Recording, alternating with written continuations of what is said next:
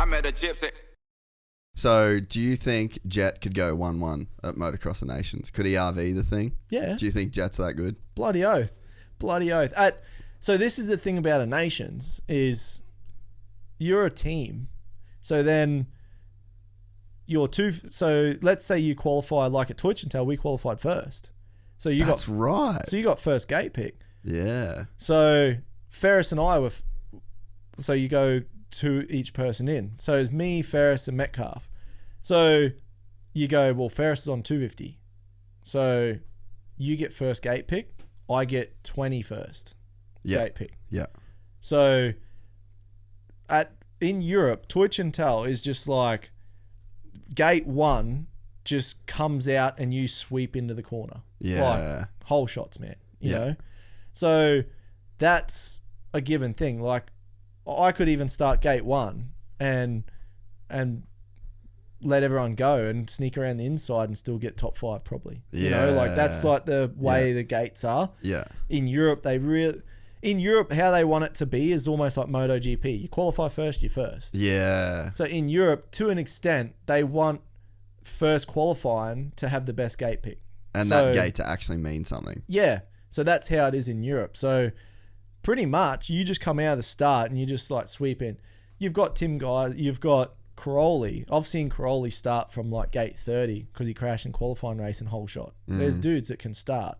But just as a rule, whereas in Australia, our start's like this. So we're kind of starting near the box. And same within America. So that's why you see Ken Roxon whole shot, and then you'll be like Ken Roxon like 10th, like buried, like Eli Tomac buried, qualifies first, buried in the pack, like because the starts like that. Whereas at the Nations, there's, you know, that's why you see Ryan Villopotto whole shot both against the 450s, like because Ricky gave him the inside gate. Like there's a bit of Buds, it actually does matter too. There's a bit of, you know, strategy that goes into it. Yeah. So for sure, like you can go, let's say they qualify good first, which they're more than capable of.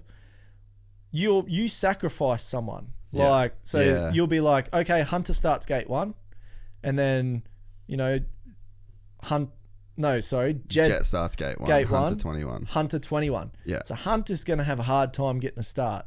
Like, because he's got to come all the way over. It's doable. They do it all the time. Like Max Nagel can start anywhere. But then you've got like Beaton, he'll be the same. Like you give him the gate. So yeah, if you can get your two boys around like in top 5, you're laughing. And I seen it like when we went to Madura, the Nations. So Mitch Evans was on the 250. Yeah. And that was his first, like, I think he come from an injury and like he was a fair bit off the pace and fitness and stuff. Yeah. So he was giving us the gates, me and Ferris. So yeah, I was starting next to Parado. Parado, man, was like 14 on a factory KDM. And he was the gate next to me. I got a GoPro of it. And yeah, so I come out in like 4th and finished 4th in that race. Ferris, same thing, like, you know, good start. But if we happen to be out there, like, different story. You honestly couldn't get a start from out there.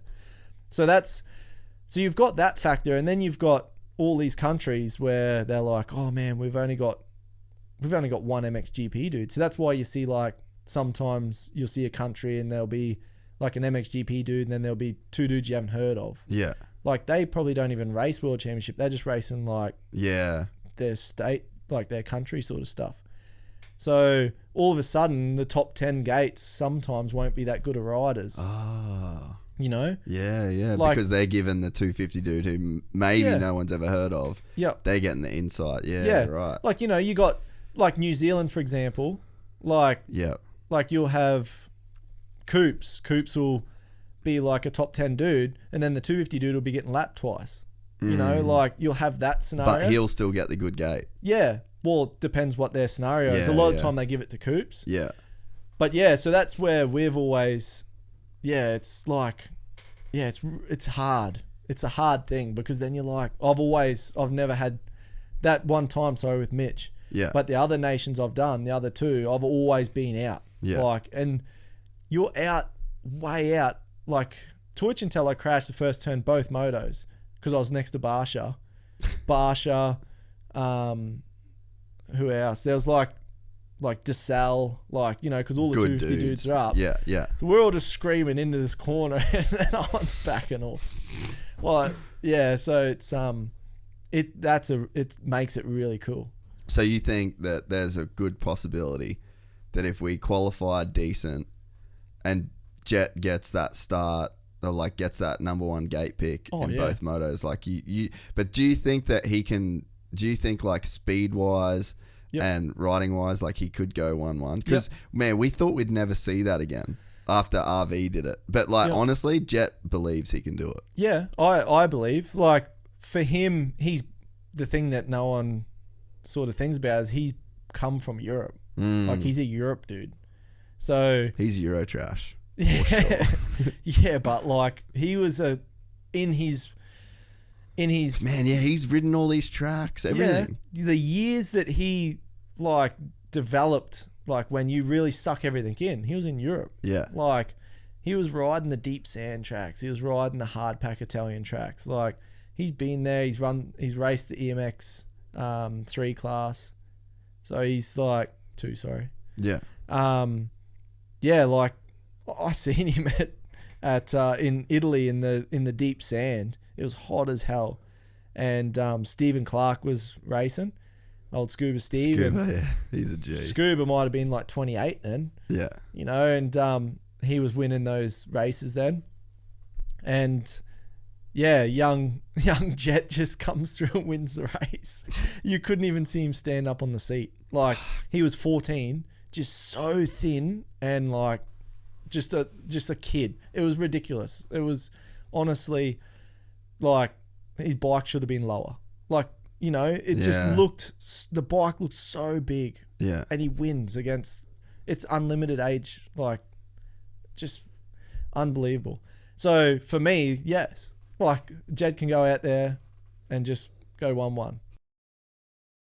If you enjoyed this content, please like and subscribe. And to listen to the full 3-hour podcast, search Gypsy Tales in your favorite podcast platform or click the link in the description below. Gypsy Gang.